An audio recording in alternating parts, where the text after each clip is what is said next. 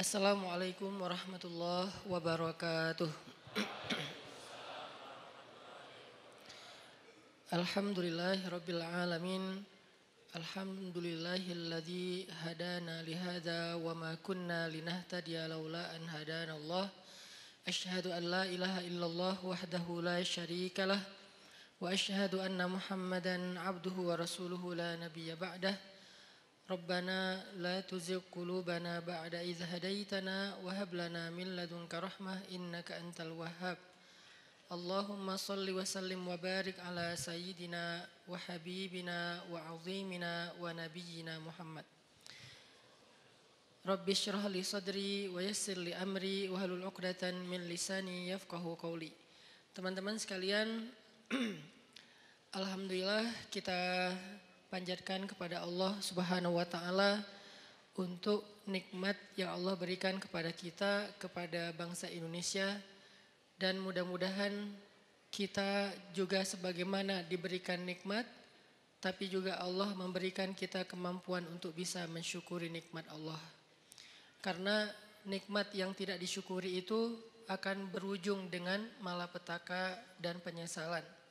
Sebaliknya, ujian yang disabari itu akan berujung dengan kenikmatan. Jadi enggak hanya bisa kita merasa gembira dan merasa nyaman dengan nikmat yang Allah kasih.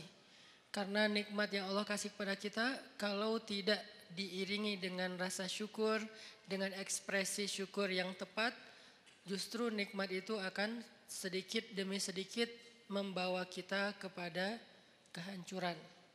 Dan ketika waktu kehancuran itu Allah tetapkan, maka kita hanya bisa menyesal dan menjadi orang yang rugi. Baik itu secara personal maupun secara sebuah bangsa.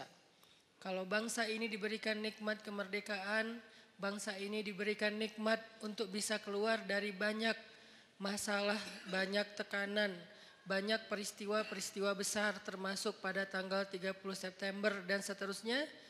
Lalu kita tidak mampu mensyukurinya dengan ekspresi syukur yang benar, maka justru nikmat-nikmat yang sudah banyak Allah berikan kepada bangsa ini akan diganti menjadi kebinasaan dan malapetaka. Na'udzubillahi min dzalik. Itu pernah dialami oleh orang-orang sebelum kita. Jadi ini bukan sekedar wacana, bukan sekedar nakut-nakuti, bukan sekedar persepsi subjektif. Tapi ini udah dialami oleh orang-orang sebelum kita. Makanya Al-Quran sendiri yang maha benar selalu mengangkat sejarah sebagai contoh. Padahal Allah cukup mengatakan jangan kayak gitu. Artinya apa yang Allah larang itu udah pasti rugi. Tapi kenapa Allah habis bilang jangan kayak gitu, Allah bilang seperti orang-orang sebelum kalian yang pernah begini lalu mereka merugi. Karena Allah ingin kita belajar dari sejarah. Dulu ada satu negeri yang sangat subur di Yaman. Negeri itu sampai diistilahkan dengan baldatun thayyibatun. Baldatun yang negeri yang thayyibah, yang semua yang tumbuh itu adalah baik. Enggak ada yang enggak baik. Tapi tiba-tiba berubah menjadi sebuah negeri yang berwarna hitam. Karena Allah hanguskan negeri itu dengan kebakaran yang luar biasa. Tapi kalau kita baca sejarah, itu bukan kebakaran karena human error. Allahu alam, tapi ini adalah salah satu bentuk kemarahan Allah kepada mereka. Ini artinya kita belajar untuk berekspresi tentang mensyukuri nikmat Allah Subhanahu wa taala, baik kita secara pribadi maupun kita secara bangsa, supaya Allah Subhanahu wa taala mendawamkan nikmat itu untuk bangsa Indonesia. Teman-teman yang dirahmati Allah, malam ini kita akan lanjutkan pembahasan atau obrolan kita pada pertemuan sebelumnya, yang waktu itu saya sempat bahas dengan tema diam. Kebenaran setelah pembahasan dengan tema diam ini ada beberapa pertanyaan yang saya lihat di sosial media, terutama di komen postingan-postingan saya, yang menurut saya belum tuntas pemahamannya. Sehingga muncullah komen-komen yang ada yang sifatnya bertanya, ada yang sifatnya menyimpulkan. Kalau yang sifatnya bertanya buat saya itu sangat fair. Karena namanya orang gak paham maka dia bertanya. Tapi kalau yang sifatnya menyimpulkan lalu keliru, buat saya harus diluruskan. Nah, dari pembahasan diam atau pembahasan sabar atau pembahasan mengalah atau pembahasan jangan membalas keburukan dengan keburukan dan seterusnya, saya melihat kadang-kadang sebagian dari kita memahaminya tidak utuh, memahaminya tidak kondisional, tetapi mengeneralisir pemahaman itu dalam kasus apapun, dan ini tidak berlaku dalam Islam. Karena dalam Islam itu selalu ada yang namanya dawabit, detail masalah. Masalahnya apa dulu? Sehingga nggak boleh seseorang itu mengeneralisir sebuah jawaban kalau ternyata memang kasusnya berbeda. Kecuali hikmah ya, kalau hikmah boleh. Hikmah yang sama untuk kasus yang banyak. Contoh hikmah keutamaan istighfar. Ada yang datang bilang, saya belum dikaruniai anak. Apa ya yang harus saya lakukan? Banyak istighfar. Datang lagi, saya belum dapat pekerjaan. Apa yang harus saya lakukan? Banyak istighfar. Saya ribut dengan pasangan. Apa yang harus saya lakukan? Banyak istighfar. Kebun saya kering. Apa yang harus saya lakukan? Banyak istighfar. Dan seterusnya, itu hikmah. Kalau hikmah itu kayak mutiara. Dia punya banyak sisi dan semuanya bercahaya. Tapi kalau jawaban yang sifatnya adalah hukum dan seterusnya, fikih, ini nggak bisa mengeneralisir semua masalah dengan satu fatwa. Kadang-kadang dalam satu hal dia boleh, tapi dalam kondisi yang lain dia menjadi tidak boleh atau sebaliknya. Nah, pemahaman tentang pembahasan kita bab diam kemarin, ketika kita menyimpulkan bahwa diam itu adalah pilihan orang-orang bijak, diam itu adalah baik, diam itu justru cara kita membela diri, gitu kan ya. Diam cara paling baik untuk membela diri, bukan membela agama. Itu dua kalimat yang berbeda. Diam cara paling baik untuk membela diri, bukan membela agama. Kalau membela agama atau ada kemungkaran kita diam, itu kalau bahasa ulama dia adalah syaitan dalam wujud manusia. Nauzubillah min dzalik. Gak boleh diam. Cuman kita juga perlu belajar kalau gak boleh diam terus kita ngapain. Karena ada orang bilang kita gak boleh diam, tapi dia juga gak ngerti ngapain setelahnya, nyikapinnya gimana, ngeresponnya gimana, ekspresinya gimana. Nah, ini semuanya adalah pembahasan yang tidak satu kali pertemuan. Kita harus membahasnya secara berturut, kemudian kita mencoba memahaminya dari semua kondisi. Kemarin kita membahas masalah bahwa diam itu adalah cara untuk membela diri yang paling baik. Nanti fadilahnya akan ditolong oleh Allah, dinaungi malaikat, didoain malaikat. Itu hanya berlaku kalau yang dicela, difitnah, dibully, dihina, apalagi dicaci, di hate speech adalah personal pribadi kita. Berlaku kalau yang dihina itu adalah pribadi kita. Walaupun tetap kemarin saya tegaskan pilihan sikap bukan hanya diam. Kita boleh bersikap dengan merespon. Seperti yang saya cerita ada Rachel dia merespon. Tapi dengan cara agak easy going, santai gitu. Enggak terlalu emosional. Itu juga boleh. Atau kita mengambil sikap menjelaskan. Tabayun bahasa yang sering kita dengar. Itu juga boleh. Atau kita mengambil sikap marah. Atau ada orang ya, jangan kita lah ya. Kalau dalam kasus ini ada orang mengambil sikap marah, dia tersinggung. Kita harus memaklumi karena dia manusia biasa selama marah dan tersinggungnya tidak berlebihan. Jadi ini banyak pilihan sikap. Tapi di antara semua pilihan sikap itu ternyata pilihan diam menjadi salah satu yang terbaik. Salah satu yang terbaik, bukan satu-satunya. Sehingga nanti kalau ada ustadz lain atau ada anggapan lain mengatakan ini pilihan yang terbaik ketika kita lagi disakiti secara pribadi, itu juga mungkin salah satunya. Saya nggak mau mengatakan, mengklaim satu-satunya yang terbaik itu adalah yang saya katakan. Enggak, salah satunya. Ternyata diam adalah salah satu pilihan sikap paling baik dan paling insya Allah luar biasa hasilnya kalau kita sedang mengalami kezoliman terhadap diri kita secara pribadi.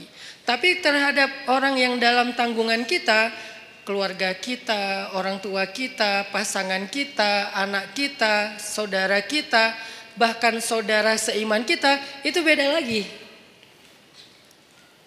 Karena kalau misalnya ada saudara seiman kita disakiti, kita diam, berharap terus nanti malaikat akan mendoakan kita. Ini kayaknya ini agak klise ya. Enggak seperti itu pemahamannya. Kalau saudara seiman kita dizolimi, disakiti, maka berlakulah hadis Nabi, tolonglah saudaramu yang zalim atau yang terzolimi. Yang zalim atau yang terzolimi. Para sahabat bertanya, ya Rasulullah, menolong saudara kami yang terzolimi, kami mengerti, maklum. Itu sesuatu yang semua orang insya Allah memaklumi. Maklum itu bahasa Arab, maklum. Tapi menolong saudara kami yang menzolimi, itu gimana? Kata Nabi, cegah dia dari perbuatan zalim, berarti engkau telah menolong dia. Ini artinya menolong saudara kita yang dalam keadaan terzolimi, teraniaya, difitnah, disakiti. Kita boleh menolongnya, kita boleh merespon, kita boleh membela. Tapi dengan cara-cara yang juga harus ada di dalam etika moralnya seorang yang beriman. Tapi kalau diri kita, maka contoh-contoh yang saya angkat kemarin rata-rata lebih ke sikap dia kalau dia pribadi yang disakiti. Ada siapa kemarin? Maryam. Ada Aisyah nanti di surat An-Nur. Ketika Aisyah dituduh selingkuh dengan Sofwan. Aisyah diam. Maryam dituduh berzina. Gak punya suami tapi punya anak. Maryam diam. Nah ini artinya yang dituduh, yang disakiti itu adalah personal orangnya, sehingga sikap orang itu adalah diam setelah dia mencoba untuk tabayun sewajarnya. Sekali, dua kali setelah itu tidak dilanjutkan karena sudah dijelaskan, sehingga tidak berlanjut dengan perdebatan. Itu adalah tutorial diam dalam kondisi ketika kita sedang disakiti. Lalu bagaimana kalau misalnya yang dibully, yang difitnah, yang dicela, yang dihina itu adalah agama. Bukan pribadi kita, tapi agama. Contoh yang bagian dari agama udah gak bisa dipisahin itu pertama adalah masalah Allah sebagai Rabb. Sembahan, pencipta, pemilik, pemelihara, harapan kita, tempat kita bergantung. Pokoknya dengan segala keluasan makna Rabb. Kalaupun gak utuh, agar mudah dipahami kita menyebutnya Tuhan.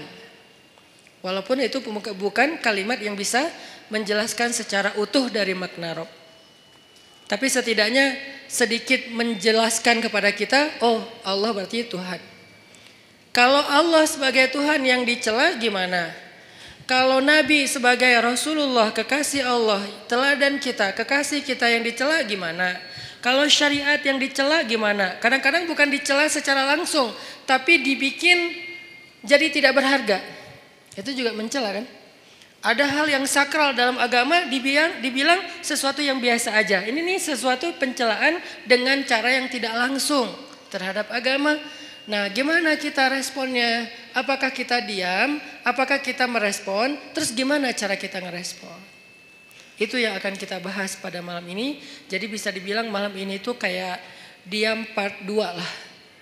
Jadi masih tema yang sama tapi kelanjutannya supaya kita dapat tambahan angle. Oh kalau angle-nya gini ternyata sikapnya gak sama, berubah lagi. Oh ternyata kalau angle-nya ini hasilnya beda lagi gitu. Ini adalah kelanjutan dari pembahasan pada pertemuan kita yang sebelumnya. Oke, sebelum kita membahas lebih lanjut tentang diam part 2 ini, cara kita menyikapi orang yang menyakiti hal-hal yang prinsip dalam keimanan kita, Allah, Rasulullah, syariat, Al-Quran, hadis, ulama, apalagi orang soleh, termasuk bahkan saudara, keluarga, masyarakat, tetangga, mukmin disakiti, gimana sikap kita? Maka sebelumnya yuk kita sama-sama tilawah dulu firman Allah di dalam surat Ali Imran ayat 181. Di sini ada cerita yang berkaitan dengan tema kita. Karena menjelaskan sesuatu dengan cerita itu kayaknya akan jauh lebih universal. Surat Ali Imran ayat 181.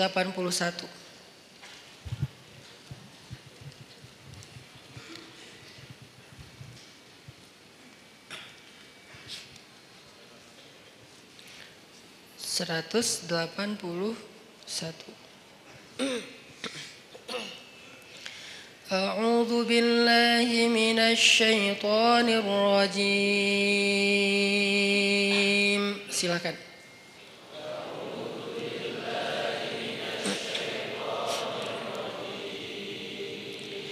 Bismillahirrahmanirrahim.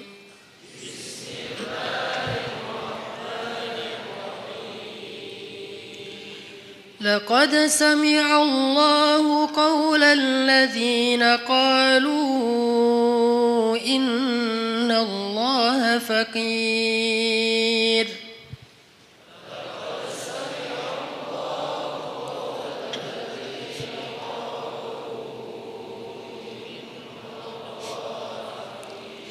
الذين قالوا إن الله فقير ونحن أغنياء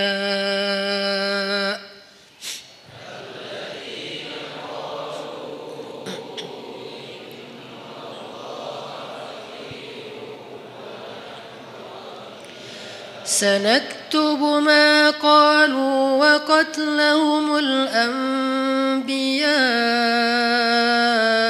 بغير حق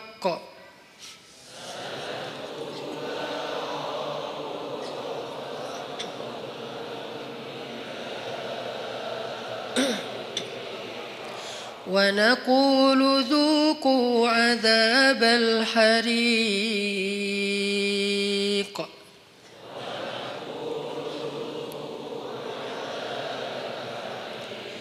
ذلك بما قدمت أيديكم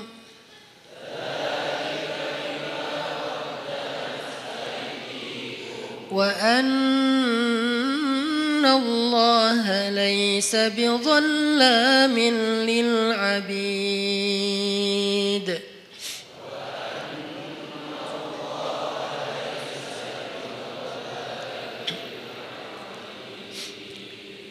Nah, sebelum kita baca terjemah, saya pengen ceritain dulu sedikit adegan yang berkaitan dengan ayat ini. Satu hari Abu Bakar As-Siddiq lagi main ke sebuah kawasan atau ke sebuah pasar tempat orang-orang Yahudi ngumpul. Jadi kayak di Madinah itu kan ada orang Islam sama orang Yahudi kan hidup berdampingan. Cuman seringnya orang Yahudi ini bikin masalah. Mereka membatalkan perjanjian, mereka mengganggu kaum muslimin, mereka menyebarkan fitnah, termasuk salah satunya fitnah Aisyah selingkuh. Akhirnya satu demi satu kabilah Yahudi itu kemudian diusir oleh Nabi karena berkali-kali melanggar perjanjian. Maka jadilah kota Madinah itu hanya tinggal kaum muslimin saja. Tadinya Islam di Madinah itu sangat berdampingan dengan orang Yahudi. Karena dasarnya Islam itu kan rahmatan lil alamin ya. Nggak mau ngerecokin orang, nggak mau ganggu orang. Itu Islam banget tuh. Islam nggak mau ganggu orang, Nabi itu paling nggak enak ngerepotin orang. Itu tuh Islam banget. Tapi juga Islam punya prinsip. Dia punya hal yang buat dia itu nggak bisa ditawar. Salah satunya adalah kehormatan. Apalagi yang berkaitan dengan kehormatan perempuan. Kemudian masalah ideologi, hal-hal yang akidah, syariah. Sehingga muncullah kalimat lakum dinukum waliyadin. Kalian dengan cara agama kalian, kami dengan cara agama kami. Bisa nggak kayak gitu kita hidup? Nggak usah saling mengganggu. Bisa, oke. Tanda tangan perjanjian, jalan beberapa lama. Ternyata dilanggar sama orang Yahudi. Sekali dibiarin. Diminta pertanggungjawaban 2 kali, kemudian Nabi menuntut 3 kali. Udah berkali-kali sampai puncaknya yang paling parah misalnya kayak membunuh, mempermalukan perempuan muslimah. Ini udah gak bisa ditawar. Makanya diusir oleh Rasulullah SAW. Nah, waktu itu kaum Yahudi masih berdampingan dengan Nabi. Satu hari Abu Bakar datang ke tempat main atau nongkrongnya orang Yahudi lah. Kayak kafenya Yahudi lah mungkin atau restorannya Yahudi gitu kan. Mereka lagi nongkrong. Datang Abu Bakar ke situ. Tadinya Abu Bakar datang niatnya baik, pengen silaturahim. Bukan silaturahim ya. Pengen temenan lah. Karena sebetulnya silaturahim dalam makna aslinya hanya berlaku untuk keluarga. Sebutlah dengan bahasa kita silaturahim. Pengen silaturahim sama beberapa tokoh Yahudi. Salah satunya bernama Fanhas. Nah, ketika sampai di tempat Fanhas nongkrong, Abu Bakar datang, terus Abu Bakar duduk dengan Fanhas, Abu Bakar ngobrol gitu sama Fanhas. Fanhas, kamu tahu kan Islam itu benar? Soalnya Fanhas ini siapa? Fanhas ini tokoh agama Yahudi yang memiliki ilmu sejarah yang bagus tentang nabi-nabi sebelumnya, yang dia membaca Alkitab, yang pasti di dalam Alkitab itu disebutkan tentang Nabi Muhammad. Makanya Abu Bakar ngobrol dengan Fanhas, baik-baik sih ngobrolnya. Fanhas, kamu tahu kan Islam itu benar? Kamu tahu kan Muhammad itu utusan Allah sesuai dengan yang kamu baca di dalam literasi kamu?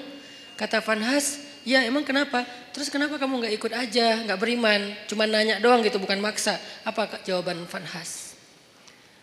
Bagaimana saya mau mengikuti sebuah agama yang Tuhannya itu miskin, yang Tuhannya itu fakir, dan dia membutuhkan harta dari kita. Ketika dia berfirman, "May yuqridullaha qardhan hasana." Itulah bedanya orang yang kufurnya kufur fikrah, intelektual, dengan kufur karena dia nggak paham.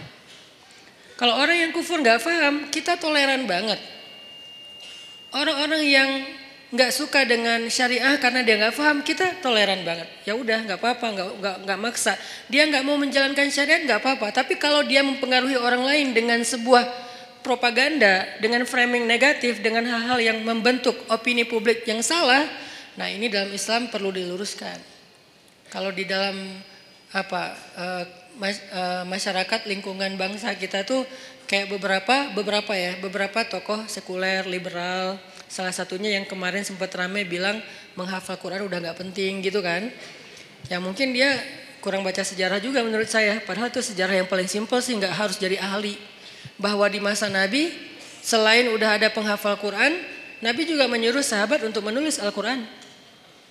Udah ada penghafal Quran banyak, ada Ibnu Mas'ud, ada Ibnu Abbas, ada Ibnu Umar, ada banyak sahabat penghafal Quran yang hidup di masa Nabi. Tapi tetap aja Nabi nyuruh nulis Al-Quran. Atau sebaliknya, udah ada yang nulis tapi tetap aja Nabi memotivasi mereka menghafal Al-Quran. Jadi ada yang menghafal, ada yang menulis.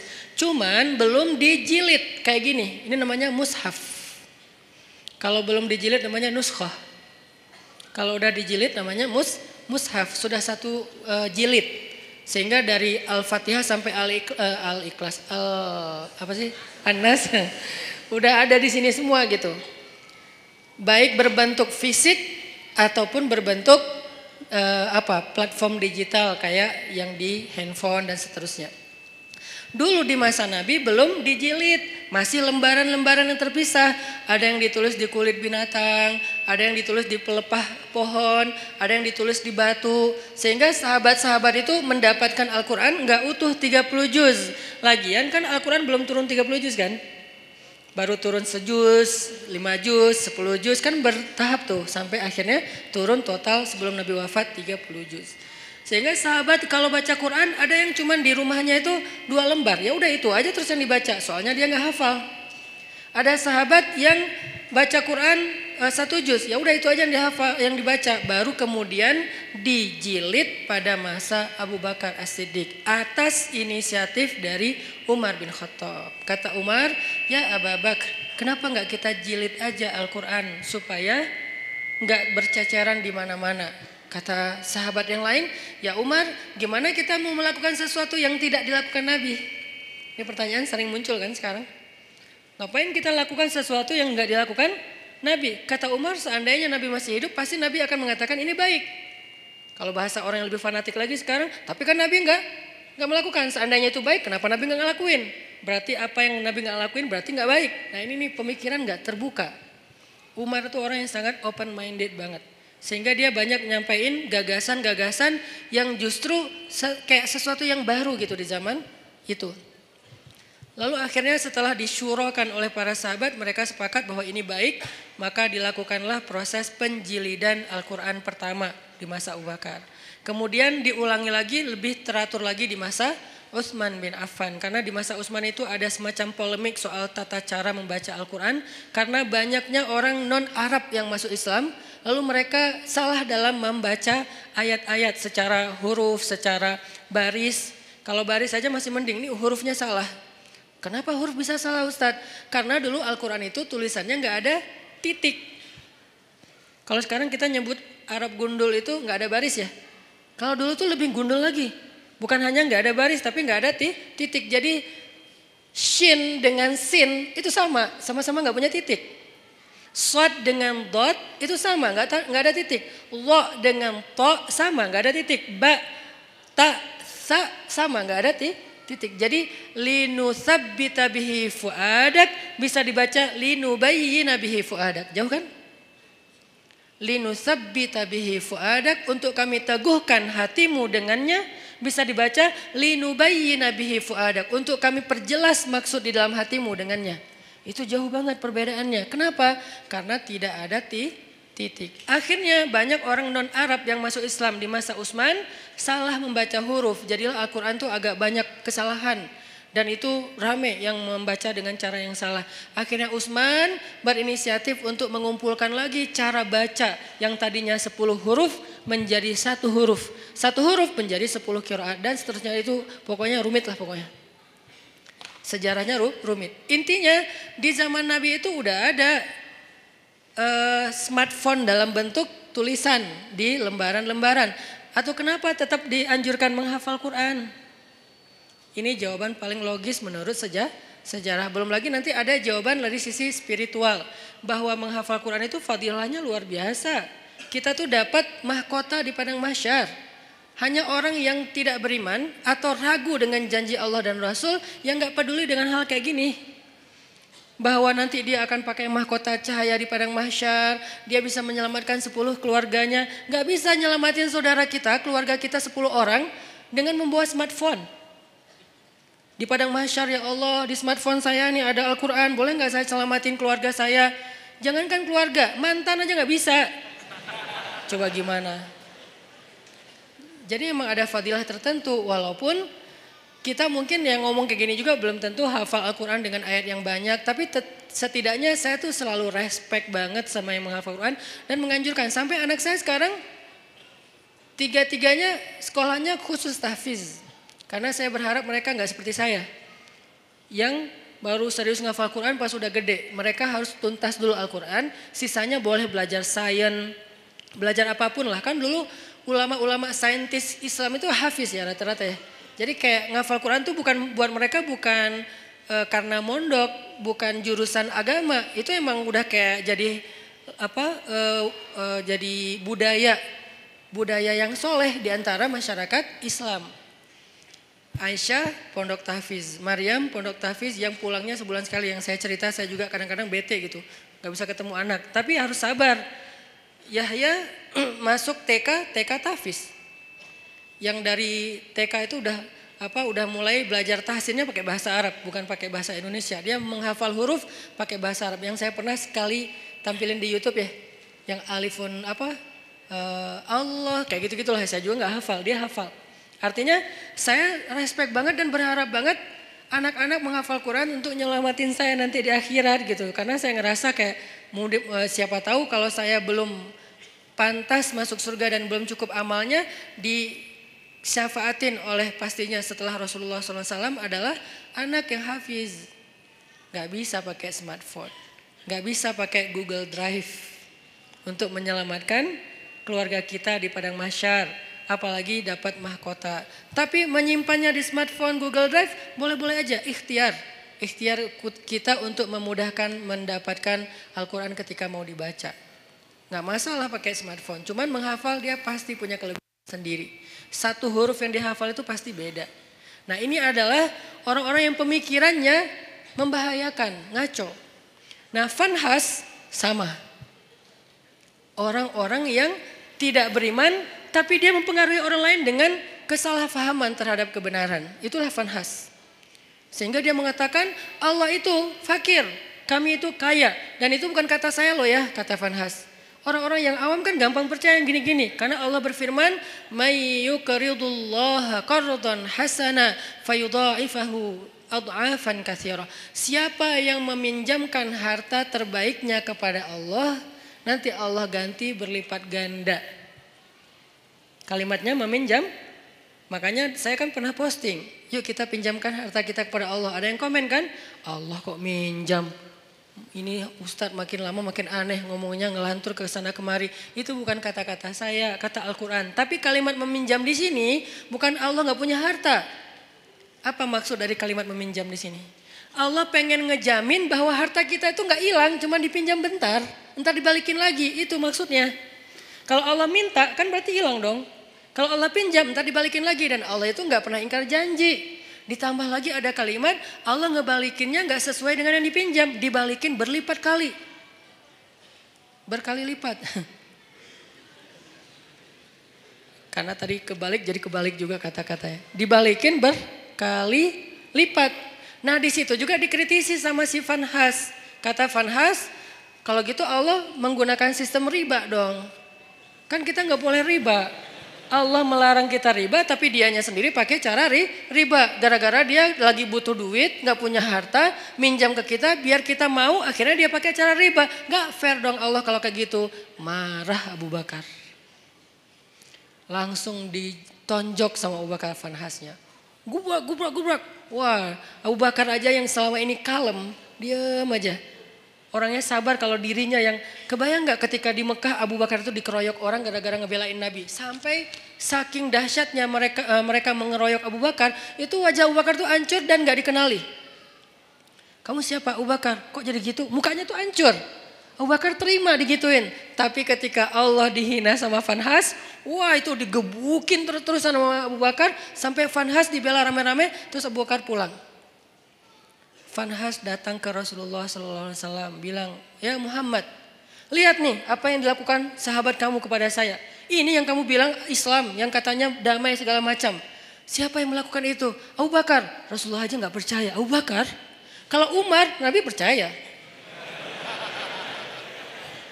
Karena Umar kan orangnya tegas, keras kan. Ghalidun syadid, itu julukan Umar. Keras dan tegas, Umar. Sampai ada yang datang ke rumah Umar nanya tentang satu masalah. Kata Umar, kenapa kamu tanya ke saya? Kan ada Rasulullah di tengah-tengah kita. Jadi gak boleh nanya fatwa, hukum tentang agama kepada seseorang ketika ada Nabi di situ. Itu gak boleh, salah fatal. Sama kayak kita ada ulama, nanyanya yang bukan ulama, gak boleh nanya ke ulama aja. Makanya ketika kita nanya tentang agama bukan ke ulama, padahal di bangsa Indonesia ini banyak ulama, kita tuh udah salah. Jadi nanya aja udah salah, pasti jawabannya lebih salah. Walaupun benar tetap salah. SOP-nya gak kayak gitu. Nah ada orang datang ke Umar, nanya tentang agama. Kata Umar, kenapa kamu gak nanya ke Rasul? Masa nanyanya ke saya? Kata dia, saya udah datang ke Rasul. Terus apa jawaban Rasul? Jawaban Rasul saya gak berkesan. Maksudnya kayak bukan itu yang saya harapin. Dia kayak maksa gitu, pengen jawaban sesuai harapan dia. Kan ada orang kayak gitu kan. Nanya pengen nemu jawaban sesuai harapan. Kalau gak nemu nanya lagi ke ustadz yang lain. Sampai nemu yang mengatakan, oh ya udah ini halal. Baru dia bilang, tuh kan kata saya juga. 9 ustadz bilang haram, 1 ustadz bilang halal, dia ambil yang 1. Nah ini masih mending lah sesama ustadz. Ini mah Rasul. Rasul udah kasih jawaban, tapi saya gak cocok gitu. Makanya saya tanya kepada kamu, menurut saya kamu bijak. Dipuji-puji Umar. Apa yang dilakukan Umar? Kata Umar, ya udah tunggu sebentar ya. Dia masuk, keluar bawa pedang. Udah dihunuskan pedangnya. Bukan bawa pedang dalam sarungnya, dihunuskan pedangnya. Ini nih jawaban saya nih, langsung kabur tuh orang. Itu Umar. Karena Umar tersinggung, dianggap sebagai orang bijak sementara Rasul aja ditolak. Itu penghinaan buat Rasul dan penghinaan buat Umar sendiri. Makanya Umar langsung ngeluarin pedang, orangnya kabur. Tapi ini yang melakukan Abu Bakar, bukan Umar. Orang yang gak pernah dikenal, pernah mukulin orang. Satu-satunya yang pernah dipukul Abu Bakar itu cuma berhala. Ketika dia masih kecil, diajak ayahnya untuk ngelilingin tawafin berhala. Ayahnya yang tawaf, Abu Bakar duduk nungguin. Pas ayahnya udah pergi, berhala itu dilemparin sama Abu Bakar. Lo ngapain sih orang-orang tawaf ke lo padahal gak bisa ngapa-ngapain. Itu Abu Bakar, salah satu sahabat walaupun sedikit sekali jumlahnya. Sahabat yang gak pernah syirik bahkan di masa sebelum Islam, Abu Bakar. Salah satunya. Abu Bakar, Khadijah, Ali. Ini orang-orang yang dari sebelum Islam pun mereka gak pernah syirik, gak pernah nyembah berhala. Tapi yang lain pernah lalu bertaubat dan masuk Islam kemudian menjadi lebih baik. Abu Bakar yang melakukan. Rasulullah, Abu Bakar, dipanggil Abu Bakar. Lalu Nabi nanya baik-baik karena ini Abu Bakar nih. Orang yang wibawa, orang yang baik hati, orang yang lembut. Gak boleh langsung dipercayai aja nih omongan, apalagi nih Fanhas yang ngomong. Rasulullah nanya, ya Abu Bakar, ini perbuatan kamu? Ya Rasulullah. Nabi kaget. Jadi itu bukan hoax. Benar nih Abu Bakar nonjokin orang, gebukin orang. Ya Rasulullah. Ya Abu Bakar, kenapa kamu pukul dia? Apa jawaban Abu Bakar? Ya Rasulullah, inna aduwallah qala qawlan aziman annallaha faqirun wa annahum anillahi aghniya. Ya Rasulullah, sesungguhnya musuh Allah ini mengatakan satu kalimat yang sangat fatal, yang sangat buruk tentang Allah. Dia bilang Allah itu fakir dan mereka itu kaya dan tidak butuh kepada Allah. Maka ghadibtu lillah ya Rasulullah. Saya marah karena Allah ya Rasulullah. Rasulullah nanya ke si Fanhas. Fanhas, benar kamu bilang Allah fakir? Enggak. Namanya juga orang Bani Israel. Enggak semua Yahudi itu kayak gitu. Karena ada Yahudi yang lurus dulu. Enggak tahu sekarang. Tapi umat Yahudi kan Nabi Musa Yahudi yang membawa agama Yahudi. Kemudian nanti ada keluarga Nabi Musa yang Yahudi termasuk sampai Zakaria. Imran Yahudi kan. Jadi bukan agamanya. Bani Israel lah yang paling bawel itu. Ternyata dia bohong. Dia bilang enggak. Wah Abu Bakar udah mukulin saya. Sekarang dia memfitnah saya Muhammad. Beginikah didikanmu terhadap sahabatmu? Rasulullah bingung. Mana yang benar nih? Abu Bakar mukul Fanhas. Tapi Fanhas bilang saya enggak mengatakan hal yang kayak gitu. Saya disakitin sama Abu Bakar. Abu Bakar itu emang benci sama saya sejak dulu. Akhirnya ketika Nabi tidak bisa menilai siapa yang benar siapa yang salah. Turunlah ayat ini. Allah mendengar pembicaraan orang yang mengatakan Allah fakir dan kami kaya.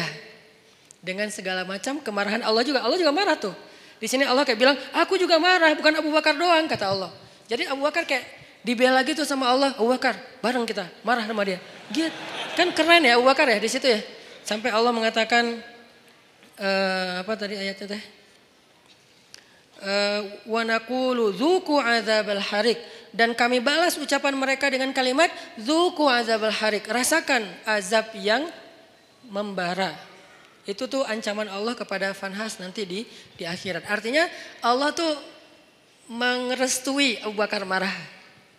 Allah merestui Abu Bakar marah. Tapi kita jangan buru-buru menyimpulkan ini terus kita langsung take action ya. Wah ini bahaya gue tonjokin aja nih. Jangan. Karena ini nih Fanhas. Yang kita hadapi kan bukan Fanhas kan. Beda-beda kan. Ada yang namanya mungkin dia pakai nama Abu atau apalah kayak gitu-gitu kan.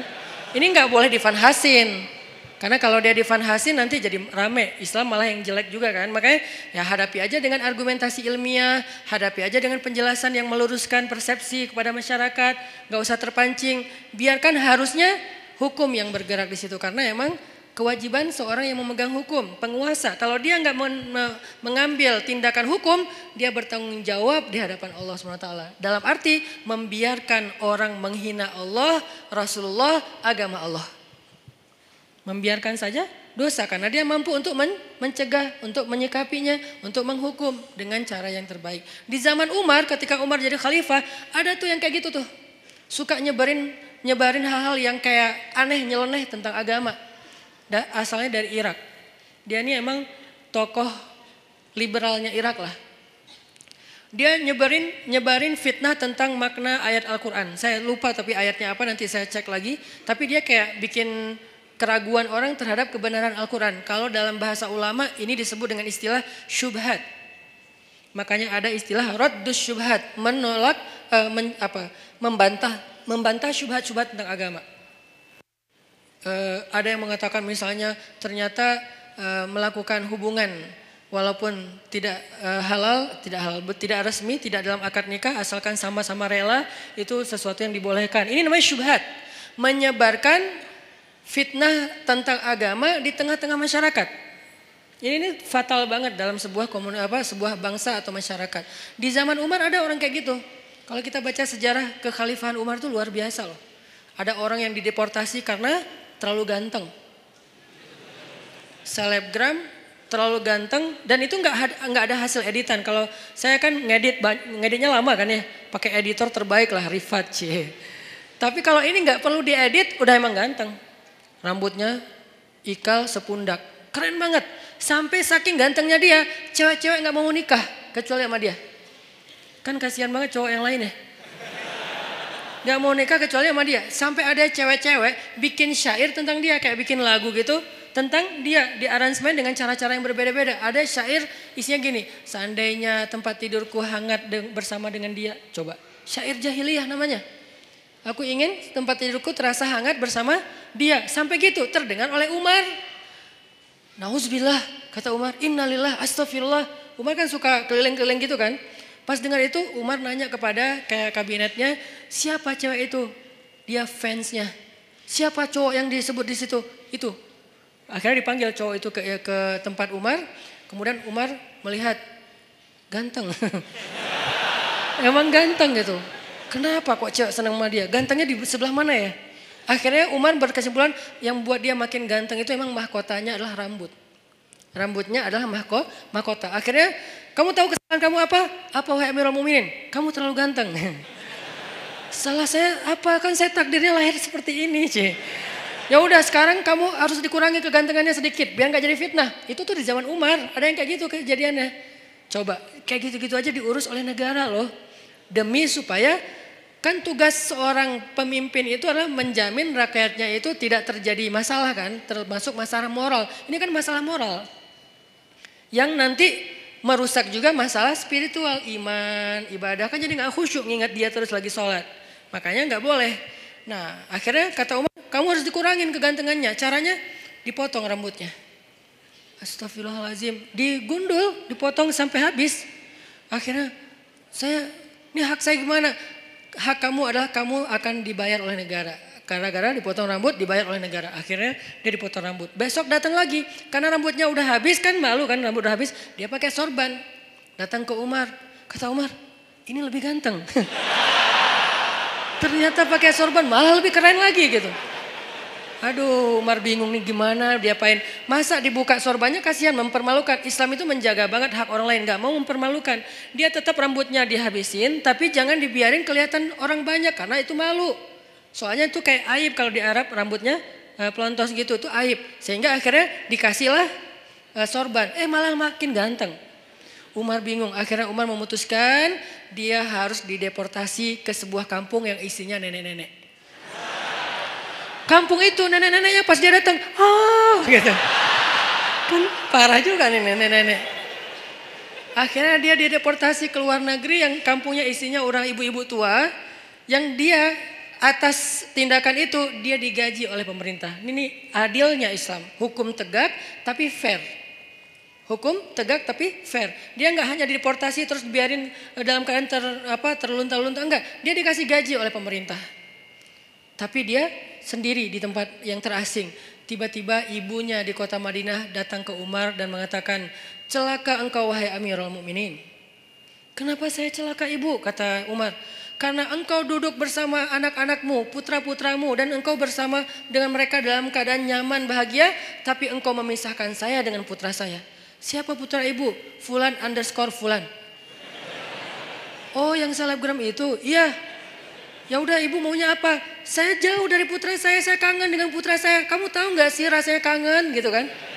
Terus gimana maunya ibu? Saya pengen ketemu putra saya. Ya udah akhirnya diputuskan oleh Umar, ibunya juga ikut dengan anaknya tinggal di sana dibiayai oleh negara. Itu tuh masa kekhalifahan Umar sampai hal-hal kayak gitu diurus. Termasuk laki-laki yang dari Irak tadi, orang sekuler Irak yang pengen ngacak-ngacak pemikiran umat Islam tentang Al-Quran. Dia mengatakan ini lihat nih ayat nih kayak gini-gini. Tapi dia ngomongnya kemana? Dia ngomongnya di pasar. Bukan di majelis para ulama. Bukan di masjid, di pasar. Karena kalau di pasar kan jarang ada ulama nih. Sehingga orang percaya aja sama dia, sama omongannya. Dipanggil sama Umar. Tahu gak kesalahan kamu apa? Apa? 2. 1. Kamu sudah menyebarkan fitnah agama di tengah-tengah masyarakat sehingga mereka ragu tentang Al-Quran. 2. Kalau kamu gak ngerti ayat itu harusnya kamu tanya kepada ulama bukan nanya kepada orang awam. Atas kesalahan yang fatal ini maka saya hukum kamu dengan dicambuk. Karena dia udah nyebarin banyak fitnah. Orang sampai ragu gak mau lagi baca Quran. Orang menganggap Al-Quran itu gak otentik segala macam. Itu kan banyak kan obrolan orang sekuler tentang kayak gituan. Akhirnya dicambuk dan diancam. Kalau kamu masih melakukan hal yang sama, maka saya akan berikan hukuman yang lebih berat. Akhirnya dia pulang ke Irak dan sejak itu dia taubatan nasuha. Itu terjadi. Nah, Vanhas kayak gitu banget. Yang nyebarin fitnah tentang agama Allah. Allah fakir, Allah itu riba dan seterusnya. Sehingga akhirnya Allah turunkan ayat tadi dan Allah membela Abu Bakar As-Siddiq. Nah, kalimat yang saya pengen kita renungkan dari kalimatnya Abu Bakar itu apa? Ghadibtu lillah ya Rasulullah. Saya marah karena Allah ya Rasulullah. Apa pelajarannya di sini? Ternyata Islam itu juga menganjurkan marah. Menganjurkan cinta, menganjurkan maaf, menganjurkan sabar, menganjurkan tersinggung, menganjurkan marah, menganjurkan membalas. Ada semuanya, tapi kondisinya berbeda-beda, konteksnya berbeda-beda. Kalau kita salah konteks, nggak jadi ajaran Islam lagi. Itu yang harus kita pelajari. Jadi bukan hanya agama cinta, tapi juga ada anjuran untuk supaya kita marah dalam kondisi tertentu. Bagaimana nggak marah ketika ada seorang perempuan muslimah dihina, dibuka auratnya, dilecehkan, masa kita nggak marah? Rasulullah aja marah ketika ada perempuan muslimah lagi belanja di masjid, di pasar, belanja di pasarnya Yahudi, terus dilecehkan sama cowok-cowok anak muda Yahudi. Diapain? Roknya tuh diikat pakai tali, digantung ke tiang gitu. Pas dia jalan kan kesingkap karena ketarik tali kan, sehingga auratnya kelihatan. Dia malu, nangis, dibela, digunting tuh tali sama seorang laki-laki pemuda muslim, digunting talinya. Marah orang-orang Yahudi yang ngeprank si cewek ini nih. Mereka bilang, lo nggak usah ikut-ikutan, ini bukan urusan lo, ini saudari saya muslimah, saya harus membela sesama orang yang beriman. Lagian kalian zalim, ini kan kejahatan moral, kalian nggak punya akhlak kepada perempuan, nggak menghargai perempuan. Terjadi adu mulut lama-lama karena dia sendiri dikeroyok meninggal. Udahlah menghina perempuan, membunuh laki-laki yang mencoba membela perempuan tadi. Nabi langsung marah. Langsung dikumpulkan bala tentara yang kuat-kuat oleh Nabi menuju kepada kabilah itu, dikepung tuh kabilahnya. Setelah dikepung, Nabi memberi mereka kesempatan, 2 pilihan. 1 pergi, 2 perang. Ini namanya marah fisabilillah. Jadi ada jomblo fisabilillah, ada mutusin fisabilillah, ada balikan fisabilillah, semuanya ada fisabilillahnya. Apa maksud saya fisabilillah? Ada jalan yang dibolehkan oleh Allah, ada kondisi yang dibolehkan oleh Allah. Jomblo fisabilillah itu kayak gimana? Jomblo yang sabar, yang tetap istiqomah, yang gak berputus asa dengan berbuat dosa, itu tuh fisabilillah banget. Jadi itu bukan bahasa-bahasa nyeleneh. Justru itu sebuah ungkapan sederhana yang di dalamnya tuh terkandung banyak hikmah yang saya harapin kayak gitu. Jadi bukan jihad fisabilillah. Jihad fisabilillah, ada juga jihad fisabilillah taghut. Orang yang berjihad bukan karena Allah. Begitu juga dalam urusan yang lain. Ghadibtu lillah ya Rasulullah. Saya marah karena Allah ya Rasulullah. Berarti apa? Di antara cabang-cabang iman adalah emosi. Perasaan cinta, perasaan malu, perasaan takut, perasaan marah, itu semuanya bagian dari iman. Kalau ada orang mengatakan iman itu hanya cinta, sampai ada kalimat, ya Allah kalau saya beribadah karena saya penginkan surga, tutup surga itu dari saya. Kalau saya beribadah karena saya takut neraka, masukkan saya ke neraka. Saya beribadah hanya karena cinta kepadamu. Ini membentur-benturkan 2-3 hal yang sebetulnya tiga-tiganya baik. 1, roja, mengharapkan surga. Itu baik, bagian dari iman. 2, khauf, takut neraka. Itu juga bagian dari iman. 3, mahabbah, cinta kepada Allah. Itu juga bagian dari iman. Tiga-tiganya emosional, perasaan. Ternyata iman itu juga menyangkut urusan perasaan. Sehingga pertanyaannya, sudah berimankah perasaan kita? Jangan-jangan yang baru beriman lisan kita. Asyhadu an la ilaha illallah, asyhadu anna Muhammad Rasulullah. Lisan kita beriman. Apakah hati kita beriman? Yaitu yakin. Apakah perasaan kita beriman? Yaitu takut kepada neraka, mengharapkan surga, mengharapkan ampunan Allah, cinta sama Allah, kangen sama Allah, cinta sama Rasulullah. Itu kan imannya perasaan. Sudah berimankah pikiran kita? Artinya pikiran kita tuh yadhkurunallaha qiyaman wa qu'udan wa ala junubihim. Ingat Allah terus. Dalam keadaan berdiri, duduk, berbaring itu kayak simbol dari totalitas kehidupan dia. Ingat Allah terus. Itu berarti pikirannya sudah beriman. Sudah berimankah tangan kita yang tercegah dari menyakiti orang lain? Sudah berimankah kaki kita yang tidak mau melangkah ke tempat-tempat dosa? Sudah berimankah sekujur tubuh kita dengan segala bentuk amal solehnya?